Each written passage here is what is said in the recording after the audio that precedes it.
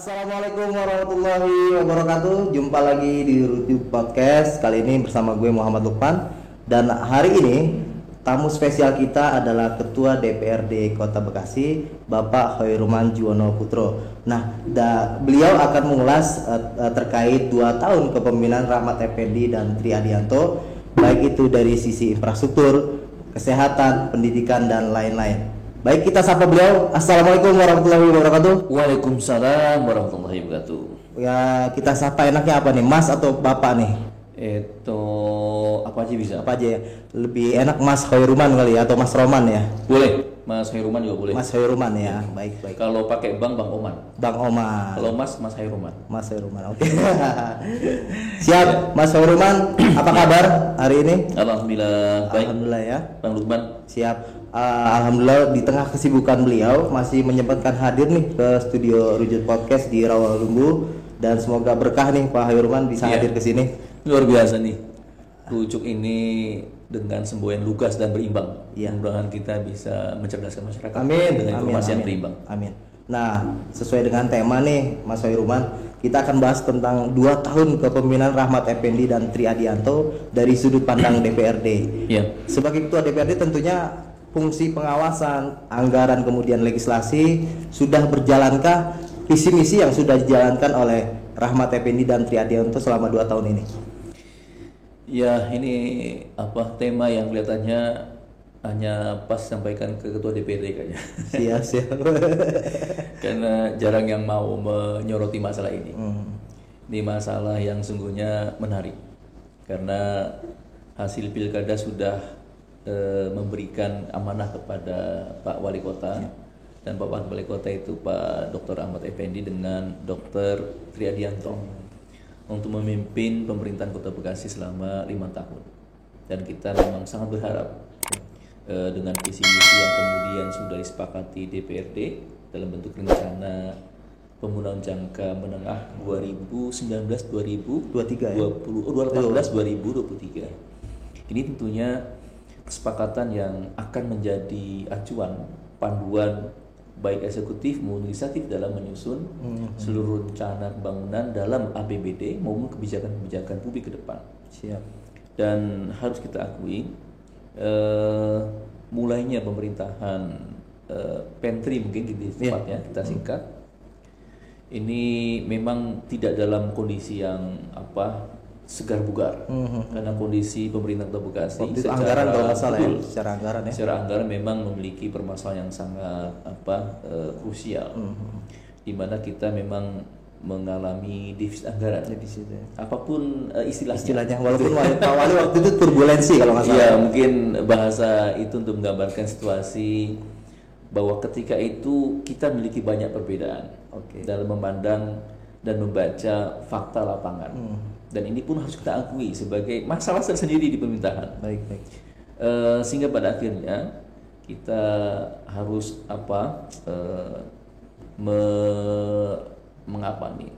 merangkum, mengayam kembali, kemudian merangkul semua pihak supaya bersama-sama kembali bangun Kota Bekasi pasca pilkada. Namun memang kondisi keuangan ketika itu termasuk sangat berat ya, dan dibutuhkan waktu, diperkirakan memang 2 tahun. 2 tahun ya, 2018, 2019. Oh 19.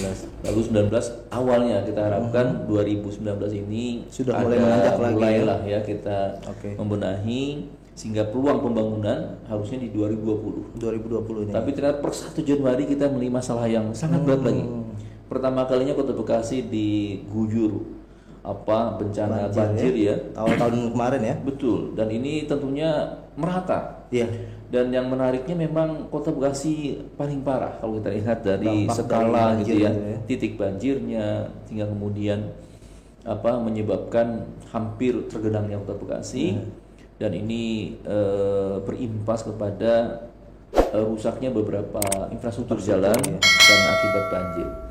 Belum selesai kita menata, kita sudah mendapatkan janji dari pemerintah pusat 3 triliun. Ini kan luar biasa angka ini.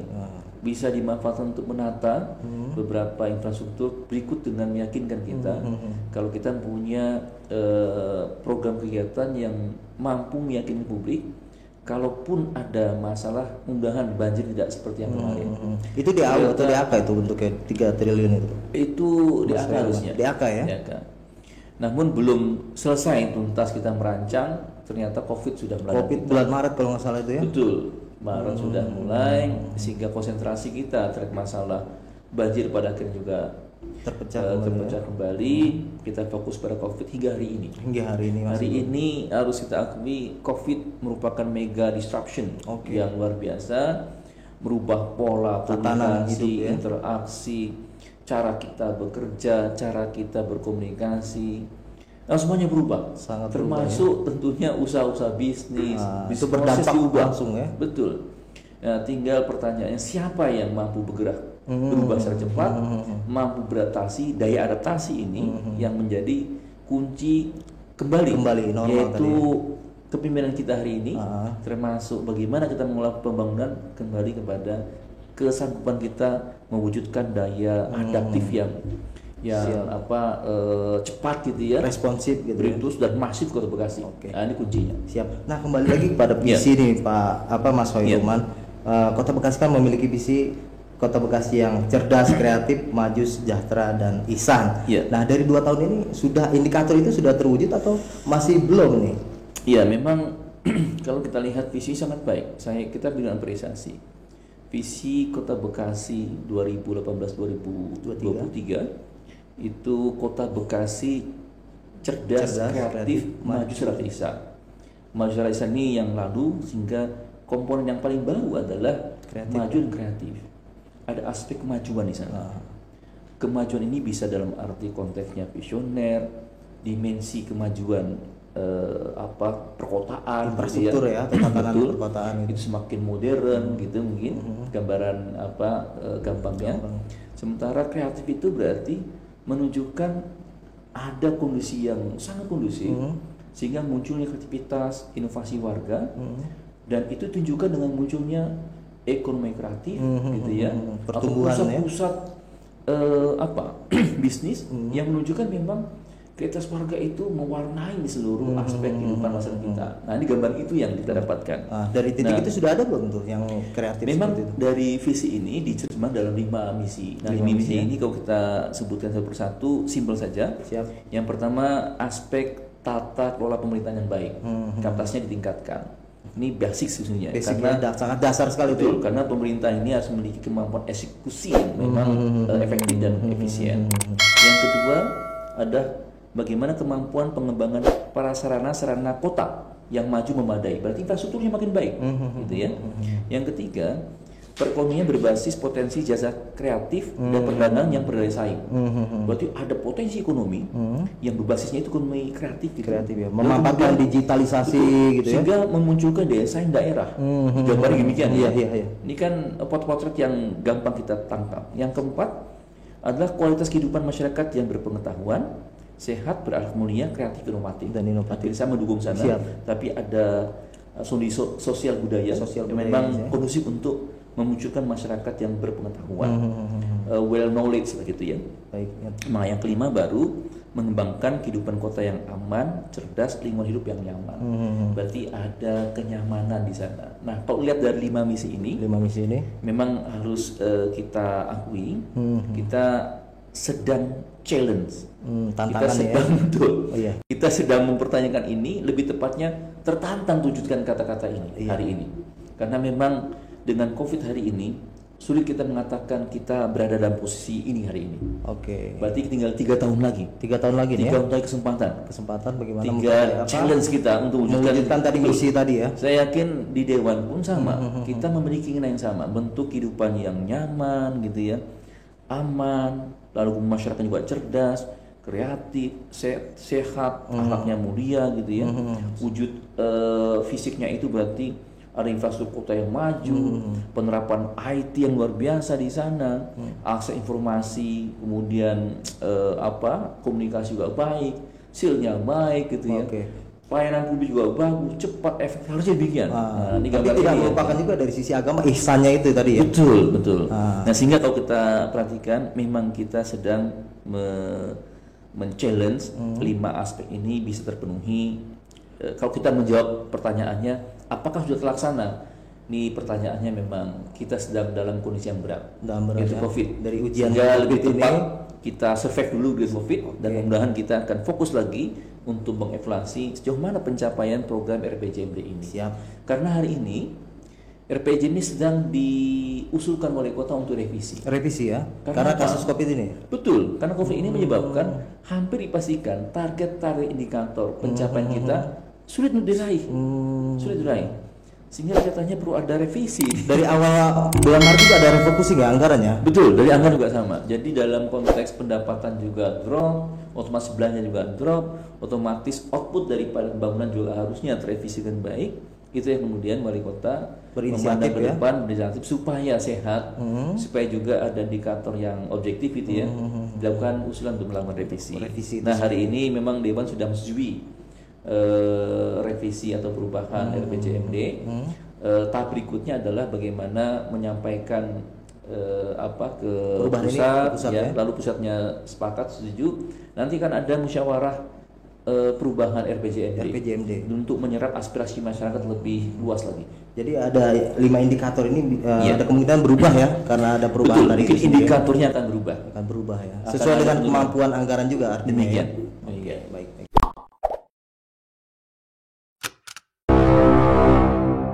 Baik Mas Firman, kita lanjut Mas.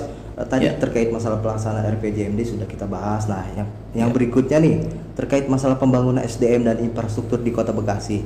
Pandangan Ketua DPRD pembangunan kualitas SDM di Kota Bekasi seperti apa nih, Mas Firman? Iya, ini kalau kita bicara kualitas tentunya indeks yang paling menonjol IPM ya. Indeks Pembangunan Manusia. Memang per tahun 2019 IPM kita ada peningkatan betul ya, dari 81.04 menjadi 81.59 ya. Ini tentunya menggambarkan kualitas SDM Kota Bekasi nomor 2 terbaik di Jawa Barat sesudah Kota Bandung. Kota Depok. Kota Depok. Dan ini tentunya menjadi Bandung ya, maaf ya. Kota Bandung pertama, Depok ketiga kalau nggak salah. Betul, berarti kita kedua. Dan ini tentunya hasil daripada output dari peningkatan indeks pendidikan, indeks kesehatan, dan daya beli. Ya. Berarti 3 aspek ini tumbuhnya positif semuanya. Dan kita berharap gambaran itu yang mudah-mudahan tetap terjaga. Dan hari ini memang tantangan paling besar di masa COVID adalah IPM ini. Untuk menjaga tadi angka tadi IPM tadi ya. Karena semua aspek menurun. Kualitas pendidikan yang biasa interaksi langsung. Pertama kesehatan otomatis akan turun. Ini akan memiliki banyak implikasi dalam kaitan kesehatan ini. Baik dalam kaitan dengan aspek promosi preventif maupun kuratif yang paling berat sekarang. Yang kedua dari masyarakat. Ini karena impact ekonominya pasti akan menyebabkan daya beli menurun. Saving lah ya. Muncul deflasi, itu pasti akan terjadi. Disebabkan antara pendapatan warga menurun, adanya PHK atau dirumahkan sebagian maupun seluruhnya. Ini juga berimplikasi. Nah, yang ketiga adalah pendidikan. Pendidikan ini kalau sekarang itu pendidikan jarak jauh gitu ya, jarak jauh jadi PJJ ini, maka tema paling besar adalah kesempatan warga untuk bisa mengakses informasi dengan menggunakan internet atau media lain. Nah, masalah penetrasi internet itu menjadi masalah. Artinya internet, ketersediaan internet atau jaringan itu menjadi atau alat untuk bisa mengakses itu, itu bisa menjadi penyebab ketidakseimbangan atau ketimpangan sosial baru. Bagi yang orang yang tidak mampu ya, pada akhirnya tidak bisa mengakses pendidikan. Otomatis kualitas pendidikan akan turun. Maka ketimpangan sosial itu akan muncul dari aspek pendidikan akibat daripada tidak terjangkaunya internet. Nah, kalau lihat dari sini, kita berharap Kota Bekasi termasuk jangkauannya bagus ya. Ya, berarti sekarang tinggal masalah kuotanya kan. Betul ya. Tertarik nih bicara kuota, kemudian masih banyak nih warga atau orang tua yang mengeluh nih terkait masalah kuota internet untuk belajar anaknya. Pemerintah Kota Bekasi sudah meluncurkan kuota untuk siswa yang kurang mampu atau gimana nih? Nah, ini memang harus dibuat semacam mapping dahulu, karena sumber dari pusat juga ada, provinsi juga ada. Dan ini kemudian kita pun sama berjuang agar jangan sampai terjadi penurunan kualitas di masa COVID ini. Maka kita berharap adanya dukungan secara full dari anggaran dari pemerintah, tidak hanya aspek kesehatan, kemudian jaring pengaman sosial maupun impact ekonomi, namun juga pendidikan, pendidikan.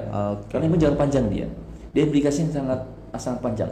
Sehingga kita berharap anggaran yang cukup memadai, tidak hanya di pusat maupun di provinsi, namun juga kota ketika itu belum memadai.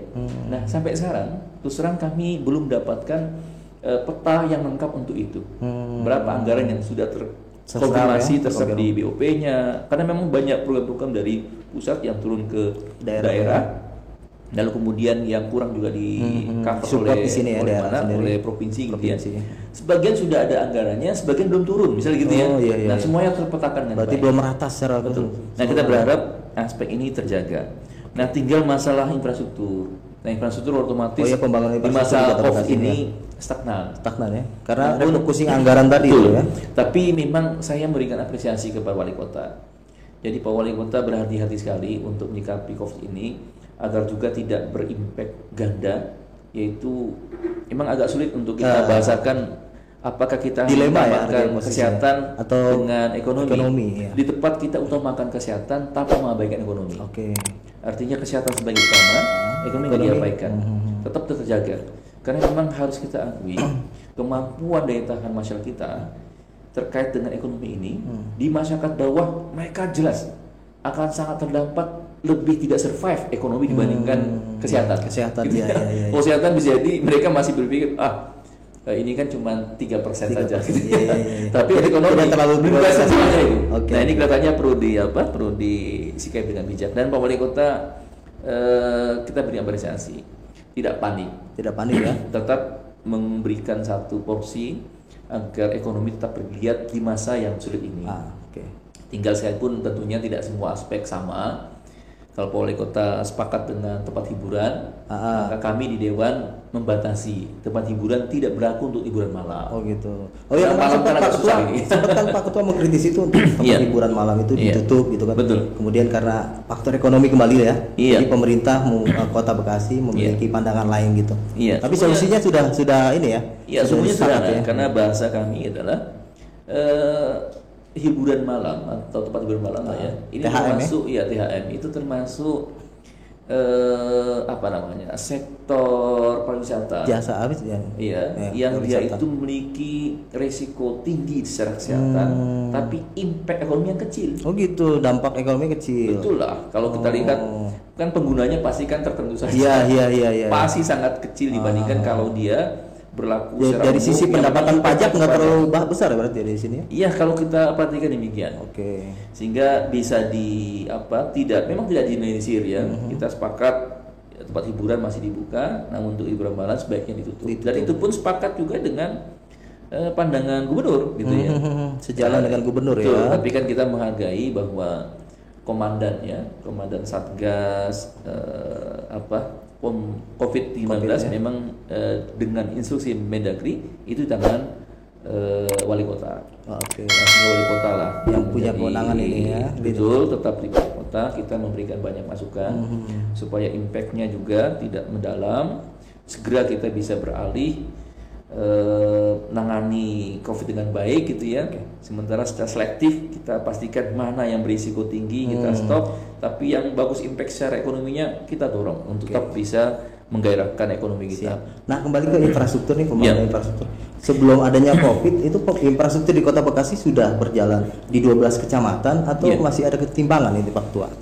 Ya memang kalau kita lihat daripada infrastruktur ini bisa dilihat dari aspek yang pertama, aspek keberadaan, yang kedua aspek ketercukupan, baru yang ketiga aspek ketermajuan, begitu ya.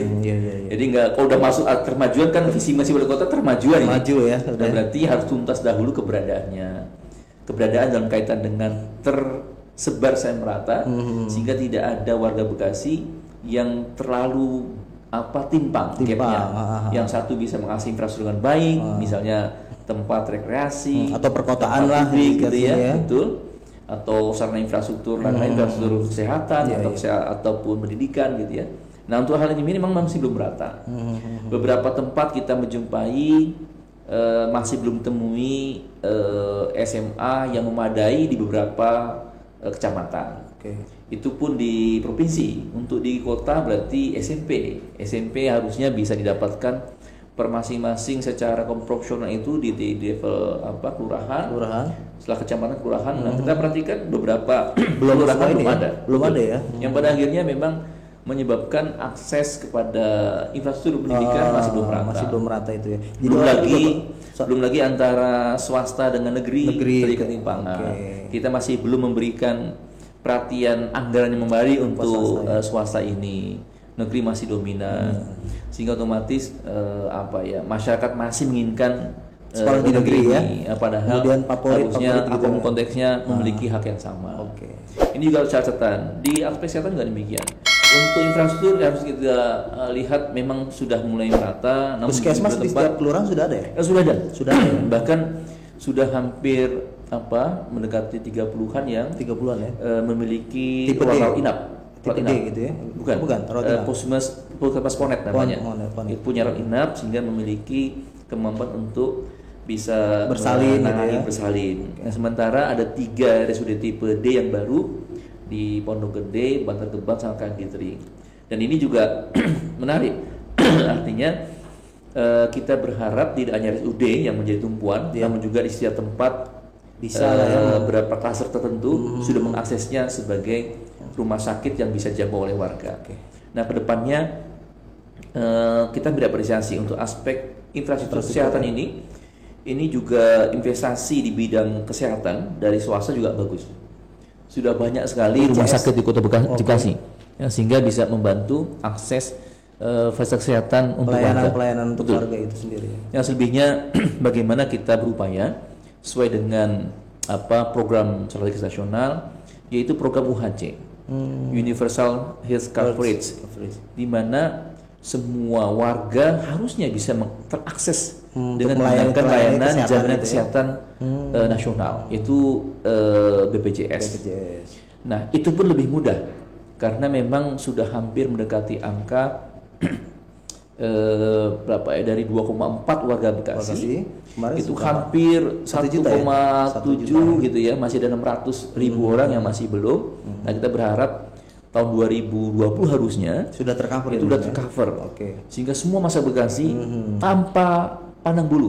Siapa yang berhak ya, mereka udah dapatkan BPJS itu. Lalu kemudian mereka bagi yang miskin pasti bisa ditanggung oleh BPD. Bagi yang mampu mereka bisa naik kelas menjadi kelas 2 misalnya gitu ya. Tapi kan terimbas dengan kenaikan tarif BPJS yang kemudian menjadi problem kita. Nah, ini pun tentu akan mengkalkulasi kebutuhan anggaran berapa yang kita butuhkan untuk mengcover mereka yang memang tidak mampu untuk dibebankan di APBD.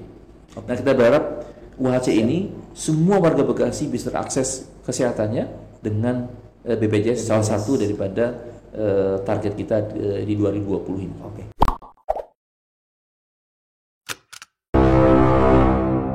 Mas, tadi menarik juga bicara pembangunan SDM dan infrastruktur di Kota Bekasi. Dan kita ada pertanyaan selanjutnya nih. Kota Bekasi kan 5 kali berturut-turut mendapatkan predikat wajar tanpa pengecualian atau WTP. Pandangan Mas Hoiruma nih terkait 5 kali berturut-turut mendapat WTP seperti apa? Yang pertama, DPRD memberikan apresiasi. Memang tidak mudah mencapai 5 kali WTP. Dan ini prestasi tersendiri yang sudah diteruskan dari masa sebelumnya, berarti masa zamannya dengan Pak Wali dengan Ustaz Sehu gitu ya. Dan ini kita apresiasi ini.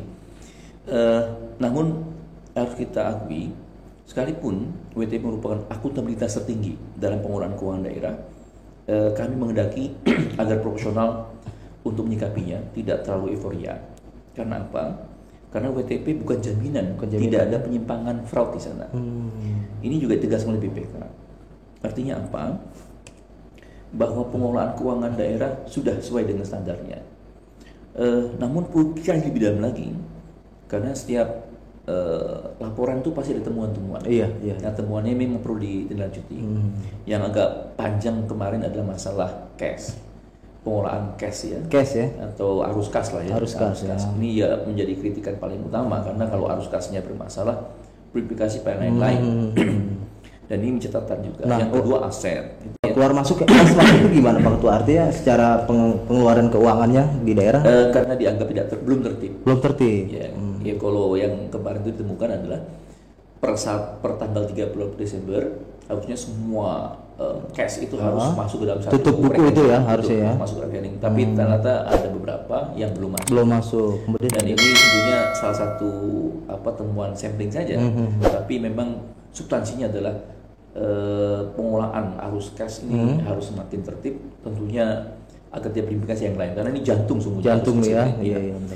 Namun yang lebih penting begini, ke depan memang audit BPK sebagai hal yang positif yang lebih kita dorong adalah melibatkan persepsi publik dan komunitas dalam audit tersebut. Dalam audit tersebut ya. Sehingga kita bisa juga mengetahui impact ataupun dampak dan outcome yang langsung dirasakan masyarakat dari sebuah proses pembangunan. Sehingga masyarakat pun harus kita terlibat ya. Betul, melibatkan masyarakat sangat penting. Nah sejauh ini belum ada keterlibatan masyarakat untuk menilai. Ini catatan dalam BPK. BPK belum melibatkan masyarakat. Oke. Sehingga kedepannya itu memang ada uji publik di sana, di mana audit keuangan di negara maju itu sudah melibatkan publik. Publik itu dibuka, bahkan kalau kita lihat di dalam pengolahan keuangan di negara maju, mereka buka dalam website. Oke. Sehingga semua pertanggungjawaban itu bisa diakses Akses publik, ya. betul. Dan bahkan nanti ada instrumen namanya non-performance replay. Apa itu maksudnya? Di mana setiap orang atau warga bisa memberikan komen, bisa beri masukan. Oke. Lalu nanti ditindaklanjuti oleh unit kerja yang terkait. Namun ini satu hal yang baru. Mungkin bahasanya adalah participatory development atau open government, yaitu pemerintahan yang terbuka. Kemudian ada partisipasi massal di sana, dan ini sangat penting. Nah, kita melihat ke depannya memang harus sudah mulai melibatkan masyarakat sehingga ada komponen nanti ada indeks kepuasan masyarakat. Nah, belum dilibatkan masyarakat atau belum siap secara keterbukaan secara penuh atau gimana ya? Ini katanya yang belum matang di konsep BPK-nya. Konsep BPK-nya. Di BPK ini memang sedang digulirkan diskusi-diskusi untuk bisa mengadopsi open government ini atau participatory development sehingga masyarakat nanti menjadi salah satu komponen untuk menilai apakah sebuah pelayanan yang dianggap WTP itu impact-nya memang sudah dirasakan masyarakat. Sudah dirasa langsung ya. Gitu ya. Iya menarik. Tidak jarang juga mungkin ya kalau kita mendapatkan masyarakat yang mengeluhkan fasilitas di rumah sakit atau seperti apa gitu ya. Betul. Nah, selanjutnya bicara aset itu bagaimana Mas? Kalau WTP kan bicara aset juga nih. Iya, ini aset tidak mudah ya. Aset ini ada beberapa hal yang sangat krusial yang juga dijanjikan dalam 100 hari wali kota. Sampai sekarang belum tuntas ini. Belum tuntas ya? Karena memang seharusnya tidak masuk 100 hari. Iya. Penyelesaiannya memang agak panjang. Itu aset ini dalam kaitan dengan pemisahan layanan air minum di Tirta Bagasasi. Dan ternyata tidak hanya layanan tapi juga asetnya ya. Dan ini sudah banyak kemajuan, betul. Dan ini sudah banyak kemajuan karena hasil konsultasi, hasil konsultasi kita ke BPKB juga telah mengarahkan intinya dipermudah. Sederhananya adalah kira-kira kalau kita mau memisah dengan Bagasasi, kabupaten ya dalam pemilikan Bagasasi, aset Bagasasi Kota Bekasi dibeli ya. Kira-kira mana yang harus kita beli karena otomatis seluruh jaringan dan output bisnisnya akan diambil alih Kota Bekasi. Dan ini kalau kita perhatikan dari sambungan langsung yang dimiliki oleh Tirta Bagasasi, ini berarti akan menarik hampir 96.000 ya dari total keseluruhan itu. Betul. Lalu kemudian ini akan digabungkan dengan hampir 4.000-an yang sudah ada di Tirta Patriot Kota Bekasi. Lalu sehingga nanti ke depannya Tirta Bagasasi fokus untuk bisnis pengembangan dan layanan air minum bagi masyarakat Kabupaten Bekasi. Tirta Patriot fokus ke Kota Bekasi.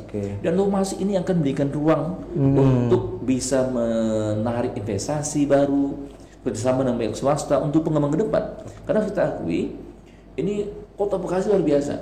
Karena peraturan baru ini itu gedung atau apartemen harus hotel itu nggak boleh lagi menggunakan air bawah tanah. Iya benar. Air bawah tanah nggak boleh. Mereka hanya boleh itu dengan cara mengolah air permukaan. Jadi kerjasama dengan PDAM. Dan Jadi dari sisi bisnis sebenarnya keuntungan besar buat Kota Bekasi. Betul. Ini sungguhnya cukup menantang. Kita melihat masyarakat hari ini ataupun publik ya, itu disodorkan dengan peluang besar. Dan kita melihat salah satu peluang ini adalah dengan kita memisahkan. Nah, sudah ada kesepakatan harga dengan appraisal daripada kantor jasa penilai publik gitu ya, KJBP, dan angka juga sudah. Kira-kira angka berapa tuh Mas? Di angka berapa kalau? Ya kurang lebih gitu, batas bawahnya itu di angka 99 miliar, angka atasnya 181 miliar. 181 ya. Apa nanti akan sepakati angka mediannya di angka 145 atau justru bahkan kurang ya. Karena kita belajar dari beberapa pemisahan aset. Misalnya aset air minum juga di Cimahi dengan Cimahi Bandung, Kota Bandung ya. tanpa kompensasi. Ini luar biasa. Kok bisa begitu ya di daerah lain? Ini misalnya payung hukumnya. Payung hukumnya kuat emang ya. berkata demikian. Atau misalnya Depok dengan Bogor, itu ada kompensasi. Tapi sampai 10 tahun juga nggak diributkan. Nggak diributkan ya. Cuman Kota Bekasi dan Kabupaten ini kayak ini katanya harus diakui. Memang pelibatan dari DPRD masih minim. Dan kemarin kita percepat. Kita juga menyampaikan, wah ini sungguhnya Masa Bekasi punya peluang besar untuk bisa mendapatkan layanan air yang cepat gitu ya. Sehingga kuncinya di arah pemisahan. Nanti akan ada proses kesepakatan itu antara dua pihak. Selebihnya nanti akan ada formalisasi. Bagaimana proses itu di dewan masing-masing. Nanti bupati mengajukannya ke DPRD-nya, wali kota ke DPRD-nya. Kemudian ketika semua ada sepakat dan dipastikan dengan catatan tidak ada satupun pihak yang boleh mengambil kepentingan pribadi di sana, di situ ya. Sehingga tidak boleh ada fraud di sana. Sehingga kembali kepada niat kita untuk pelayanan masyarakat dengan layanan air minum tadi. Nah, sejauh ini kan banyak nih di media massa, banyak yang memberitakan bahwa PDAM Bagasasi ini tidak melibatkan Kota Bekasi. Padahal di situ ada saham nih, baik itu dari sisi perpanjangan direksi seperti itu. Nah, dari pemerintah kota terutama DPRD menyikapi hal itu seperti apa? Iya, ini antara orang tua sama anak muda. Sementara kepala daerahnya juga ya usianya mungkin sama-sama. Memang kita butuh kedewasaan ya. Butuh ada pandangan yang sama. Kalau sungguhnya ini peluang baik untuk kemajuan kedua pihak gitu ya. Apapun konteks yang lalu, udah kita pikir ke depan gitu ya. Kita berpikir bagaimana memanfaatkan peluang ini. Yang pasti kedua pihak sepakat bahwa pemisahan adalah cara yang paling bijak gitu ya. Sekalipun BPKP memberikan opsi lain, merger gitu ya. Merger ada ya. Sehingga lebih besar, gitu. Berarti kan menjadi perusahaan yang besar gitu. Tapi kelihatannya itu tidak mungkin ya. Ternyata ya sudahlah. Kita bagusnya masing-masing gitu ya. Sehingga masing-masing juga punya ruang kewenangan, tidak bercampur baur. Dengan cara demikian maka masing-masing punya independensi sendiri untuk mengelola aspek manajemennya, termasuk prospek bisnisnya di masing-masing pemerintah daerah maupun DPRD-nya. Mungkin itu sepakat. Nah, itu bicara aset di PDAM. Banyak juga nih aset yang berupa tanah nih, baik itu di Kota Bekasi yang ada di kabupaten maupun yang kabupaten ada di Kota Bekasi. Itu sudah tercatat belum sih, Mas Hoyrumah? Ya, kalau misalnya aset yang di Kota Bekasi, aset kabupaten Kota Bekasi, hampir kita pastikan sudah tercatat. Karena memang yang belum AKD-nya ya. TKD tanah kas desa. Itu yang di kabupaten ada berapa, yang di kota juga ada, namun belum selesai. Nah, yang paling krusial yang Kota Bekasi malah. Kota Bekasi itu bahkan sampai ini angkanya masih debatable gitu ya, bisa 300 hektar gitu, atau sampai 150 hektar. Ini tentunya menjadi problem utama karena yang pertama di dalam aset masing-masing daerah belum terdata. Di Kota Bekasi belum diakui, di kabupaten tidak terdata gitu ya. Nah, sementara kalau kita melakukan sidak ke lapangan, mereka mengaku itu aset Kota Bekasi. Sementara sudah tidak tercatat tadi. Sementara karena sudah lama, belum ada sertifikasinya, belum kita telusuri gitu. Nah, masyarakat sudah ada yang memiliki, udah ada alih fungsi, gitu ya. Betul, alih pemilikan, ada sertifikat juga, termasuk ya oknum tertentu yang kemudian manfaat itu ya. Nah, lepas dari masalah itu, ini tentunya tugas bersama, betul. Bersama, ya. Dan tidak akan bisa selesai kecuali memang harus ada kerjasama antara dua pemerintah ya. kota dan kabupaten. Baik untuk menyelesaikan aset kabupaten di Kota Bekasi maupun aset kota yang ada di kabupaten. Oke. Ini kelihatannya memang perlu apa namanya? Duduk bareng ya. Iya. Ini Rukun zonasi. Betul. Rukun zonasi kayaknya paling penting nih. Jadi Kata nanti ini pas kayaknya. Kabupaten Bekasi juga harus hadir ke sini kayaknya. Wah ya bagusnya. Biar rujuk ya. Betul. Kota Bekasi dan kabupaten di sini. Sehingga tidak rame di media, tapi duduk bareng. Lalu kesepakatan tersebut sampaikan masyarakat supaya masyarakat yakin sungguhnya rapat tersebut ujungnya adalah Untuk kepentingan masyarakat. Mungkin lebih penting itu. Siap.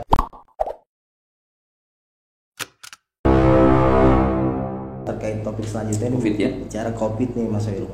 Bicara penanganan COVID di Kota Bekasi Ya. sejauh ini pandangan DPRD sudah sejauh mana? Ya, mungkin beberapa pokok penting. Yang pertama adalah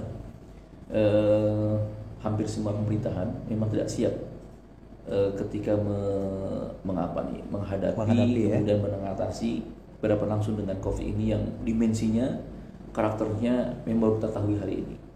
Ini dalam sejarah kehidupan manusia bisa jadi baru pertama kali. Dan ini pun yang kita rasakan ketika pemerintah pusat itu Sedikit gagap ya. Gagap dalam menyikapi ini yang pada akhirnya berimplikasi kepada kesiapan regulasi, kecepatan dalam tindakan yang berimplikasi kepada pemerintah daerah. Nah, imbasnya adalah pemerintah daerah sendiri pada akhirnya menjadi agak kaku, kemudian mau ngambil langkah juga takut disalahin nanti ya dari pusat, harus izin dulu ke atas, sehingga regulasinya masih normal, secara de facto kita menghadapi kondisi tidak normal. Nah, sementara pandemi COVID ini itu merubah hampir pola interaksi kita dengan masyarakat secara drastis lah ya, hampir semuanya berubah menjadi online. Ini juga memaksa hampir masyarakat, bisa pelaku usaha, pemerintah untuk melakukan berbagai inovasi harusnya. Beradaptasi lah dengan perubahan ini. Ya. Dan ini pula yang menyebabkan harusnya kita juga tidak terlalu baperan untuk melihat, loh kenapa berubah lagi, kenapa PSBB lagi. Karena memang harus diakui, pandemi ini memang belum bisa dikendalikan secara penuh. Pengendalian tersebut harus berimplikasi, harus berujung dari adanya vaksin. Nah, tanpa vaksin, memang pada akhirnya kita berada dalam situasi yang selalu naik turun ya. Ketika pengendalian, kemudian kepatuhan masyarakat terhadap protokol kesehatan lemah, pasti akan berimbas kepada angka naik. Ketika ketat, dia akan turun kembali. Atau bahkan tidak ada kematian karena memang kapasitas kesehatan memadai. Tapi kita crowded, yang paling utama adalah bagaimana jangan sampai pertumbuhan penularan tersebut over dari batas kemampuan kapasitas sistem kesehatan kita, yang pada akhirnya masyarakat tidak terlayani. Nah ini Pak, yang kita khawatirkan berujung kepada kematian. Nah di Kota Bekasi sendiri fasilitas kesehatan atau masyarakat yang terpapar COVID itu sudah dilayani dengan baik atau mungkin mereka masih belum bisa nih masuk ke rumah sakit karena penuh juga gitu? Kalau kita lihat dari awal-awal, itu problem utama yang dihadapi oleh para pasien adalah kepastian pembiayaan. Karena kan COVID tidak mengenal miskin kaya, gitu ya. Nah yang miskin bagaimana? Itu yang paling kronik. Hingga akhirnya orang sakit sudah kena COVID, kemudian sulit mendapatkan pembiayaan, gitu. Sementara BPJS juga nggak meng-cover. Nah setelah ada kepastian pembiayaan akan di-cover oleh pusat, baru kemudian bisa berjalan dengan baik. Nah hari ini saya perhatikan kapasitas kesehatan kita semakin meningkat dengan adanya RSUD. Kemudian kemampuan kapasitas tes PCR baik di RSUD maupun di lab kesehatan kita, lalu kemudian daya tampung isolasi, bed untuk isolasi maupun untuk ICU gitu ya, itu juga meningkat. Ada di RSUD, ada RSUD tipe D gitu ya. Kita juga telah melibatkan rumah sakit swasta di Kota Bekasi, sehingga secara umum kita memiliki ruang isolasi hampir 890-an. Nah kemarin rumah sakit swasta sempat berteriak tuh, udah penuh nih. Gimana tuh sikap dari pemerintah sendiri? Memang harus diakui, ketika kemudian terjadi pelemahan gitu ya, bahasanya kelelahan masyarakat, kemudian pada akhirnya tidak awas lagi, tidak waspada, naiklah angka itu. Nah ketika angka naik, beberapa tindakan yang dilakukan oleh pemerintah Kota Bekasi, yang pertama, kemarin kita juga mendorong supaya dilakukan recruiting tenaga kesehatan. Itu ada relawan, betul, tambah kemampuan tenaga kesehatan, karena kapasitas kesehatan kita harus ditingkatkan. Nah peningkatan tersebut yang paling cepat adalah merekrut tenaga kesehatan. Yang kedua, memperkuat kapasitas kesehatan, yaitu dengan memastikan dukungan fasilitas sarana prasarana untuk nakes. Tidak hanya APD, ada ventilator, ada intubasi gitu ya. Nah, semua alatnya disiapkan semuanya, termasuk untuk obat dan sebagainya. Baru yang ketiga adalah tadi terkait dengan ruang isolasi, bed. Nah, jumlah bed ini akan ditambah. Pak Wali Kota sudah menyiapkan GOR sebanyak 55 bed, lalu ada Green Hotel ya, dengan 99 bed gitu ya. Tapi tetap ini pasti ada keterbatasan. Baik dalam kaitan dengan anggaran, sebagian anggaran didanai oleh pemerintah pusat. Nah, yang paling utama adalah bagaimana memperkuat partisipasi masyarakat terhadap kepatuhan tadi, gerakan kepatuhan protokol kesehatan, GKPK, gerakan kepatuhan protokol kesehatan.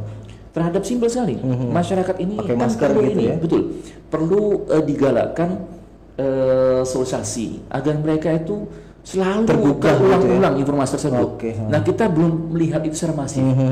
Banyaknya publikasi, informasi, bisa spanduk, bisa kawasan bebas, kawasan wajib masker, atau patuhi protokol kesehatan, baik dalam kaitan dengan bukletnya, kemudian hampir semuanya. Semakin banyak, maka masyarakat semakin media baik mengingat itu ya sebetulnya. Betul. Dan ini tentunya peran semua pihak, tidak hanya masyarakat, di mana RW siaga diperkuat.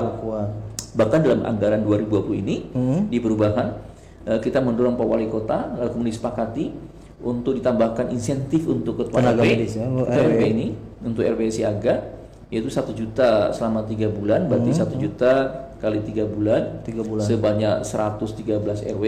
113 RW di Kota Bekasi ini ya kita danakan.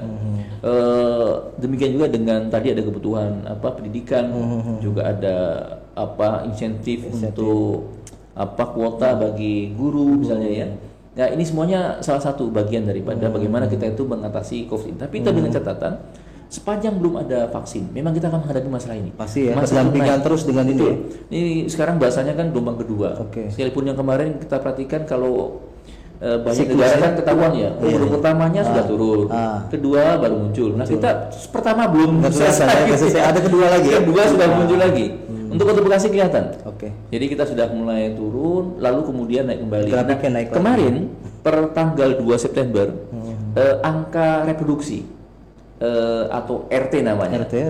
Itu reproduksi number, dia di angka per 2 September di angka 1.55. Tinggi juga. Angka itu apa itu? 1.55 artinya kalau ada satu orang yang terkena COVID, maka dia akan menular kepada 1,5 orang lainnya. Atau bahasanya dari 2 orang akan menular 3 orang lainnya.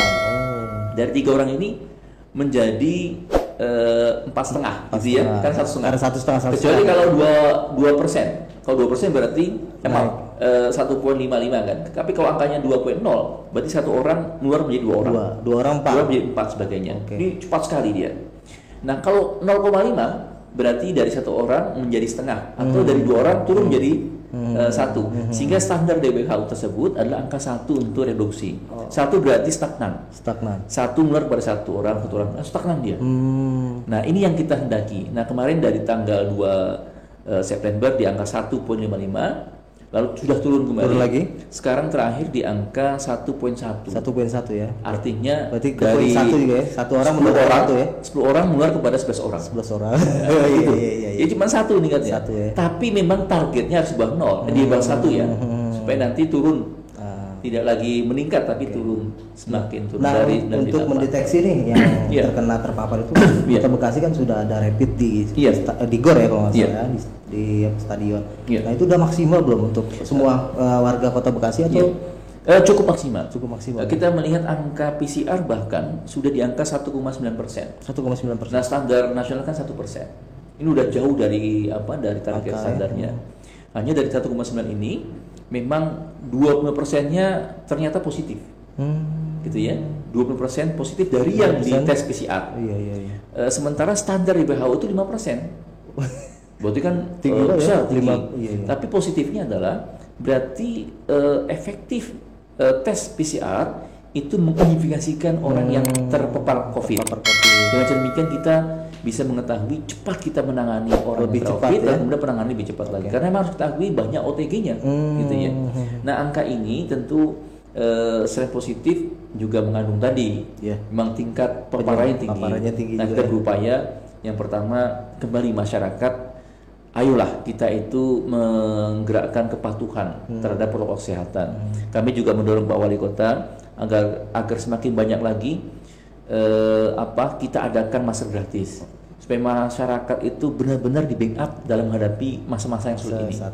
Nah, yang lebih penting lagi adalah terkait dengan aspek ekonomi. Nah, ini bisa disiasati dengan cara bisa pertama. Yang pertama adalah memperkuat ketahanan pangan dulu, karena basic pangan ini tidak boleh ada yang lapar orang ini. Nah, sehingga berbagai inovasi juga muncul. Ada yang hidroponik, urban farming lah ya. Bagaimana kita lebih merayakan di sekitar rumah ya. Betul, pemanfaatan ruang-ruang space di perumahan kita atau ruang-ruang yang kecil dimanfaatkan untuk menanam hidroponik atau aquaponik gitu ya. Bahkan ada ember untuk budidaya ikan dalam ember. Ya. Namanya budik bumper apa gitu. Budidaya ikan dalam ember. Juga menarik ketahanan ekonomi yang berbasis kepada tadi yaitu upaya-upaya open farming yang kreatif tadi. Selebihnya adalah UMKM. Memang UMKM ini sangat terdampak. Nah, untuk itu kita sinkronkan dengan program yang sudah ada di nasional yaitu PEN, Pemulihan Ekonomi Nasional. Itu dari nasional. Kalau di kota sendiri stimulus berupa apa? Ini supaya tidak terjadi tumpang tindih antara program yang satu dengan program lainnya, sehingga sekarang prosesnya ini sedang mapping juga. Ini yang sudah masuk dari pusat mana saja, karena sampai sekarang dari pusat belum ada datanya. Belum ada data lagi ya. Betul. Sementara yang menjadi pintu masuknya ada 4. Ada BRI, ada BNI, ada koperasi, dan ada beda daerah. Nah, beda daerah ini dengan menggunakan dinas UMKM dan koperasi. Nah, 4 ini tentunya kita harus sinkronkan datanya. Ini datanya belum kita dapatkan. Nah, kembali COVID memang berimplikasi dalam banyak aspek, tapi hikmahnya memang kita justru terdorong untuk mempercepat digitalisasi. Ini proses yang menerapkan teknologi digital semakin cepat gitu ya. Nah, hari ini juga sama. Hari ini kita menggunakan pemanfaatan teknologi informasi. Ini berimplikasi langsung yang tadinya orang tidak terbiasa online gitu ya, betul. Sekarang bisnis juga di online. Sekarang orang tidak perlu lagi toko gitu ya. Yang penting sudah ada stoknya, bisa dengan antar jemput juga bisa gitu, mengantar pesanan dan sebagainya. Ini pulang besar semuanya.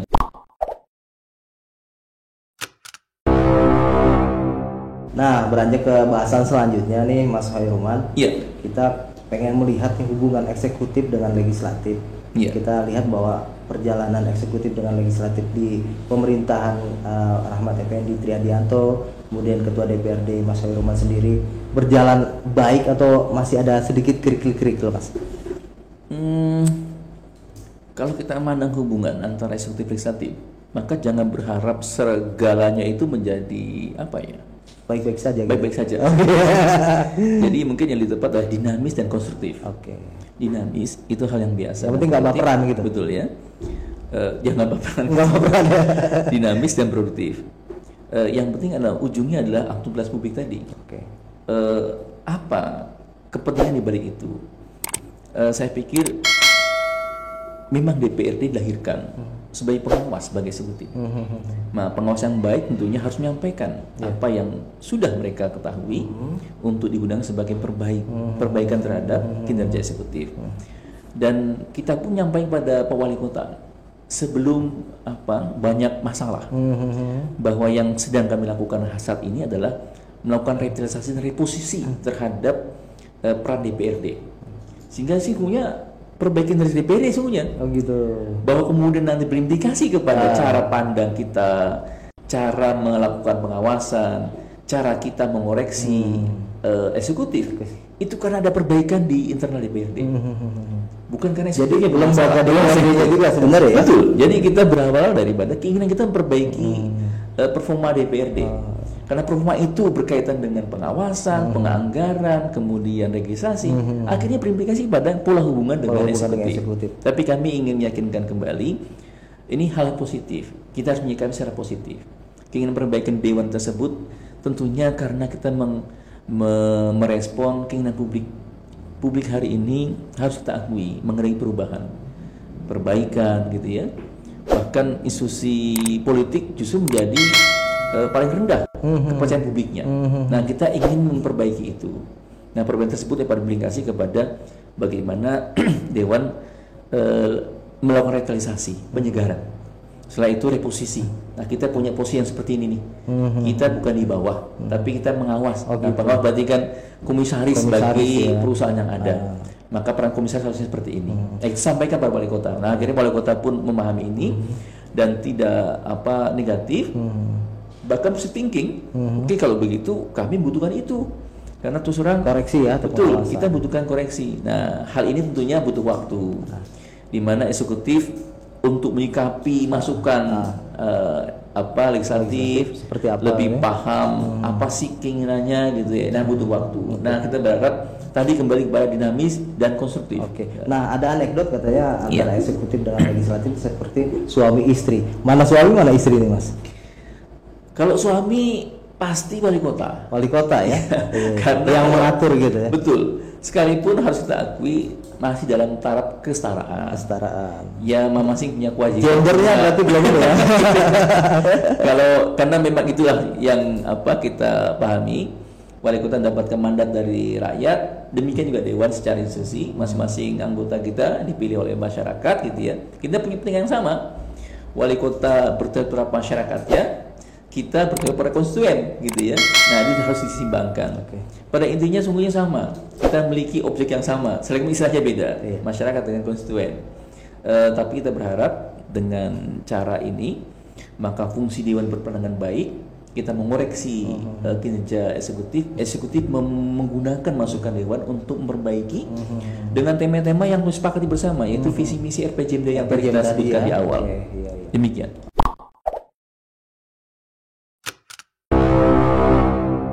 Nah, dari 5 bahasan yang kita bahas tadi cukup menarik nih, Mas Khairulman. Tapi sebelum menutup nih, ada sedikit kuis nih, mungkin dijawab dengan cepat. Wah, luar biasa. Kuis ya? 2 detik aja kalau misalnya bisa ya. 2 detik? 2 detik. Iya. Ini pertanyaan cuma pilihan 1-2. Jawaban dari 1-2 ini pilih yang mana gitu. Oke, dimulai sekarang. Jangan susah ya. Dimulai dari sekarang.